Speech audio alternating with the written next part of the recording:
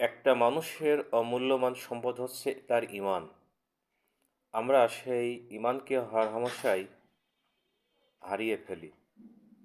প্রতিটি মুহূর্তে ঈমানকে হারিয়ে ফেলে আমরা কুফরি, শিরক, বেদাতের ভিতর লিপ্ত হই।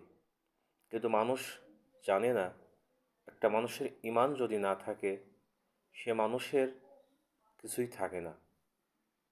কারণ আমরা প্রতিটি মুহূর্তের ভিতরে ঈমানকে হারিয়ে ফেলেছি। রাসূল সাল্লাল্লাহু আলাইহি ওয়াসাল্লাম বলেছেন, এমন একটা সময় আসবে তখন মানুষ সকালে ঈমান আনবে, বিকেলে কাফের হয়ে যাবে। বিকেলে ঈমান আনবে, সকালে কাফের হয়ে যাবে।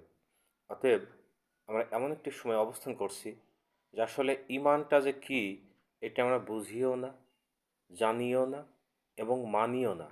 অতএব আমাদেরকে সবসময় ঈমান সম্পর্কে সচেতনতার সাথে চলতে হবে, মানতে হবে এবং পালন করতে হবে।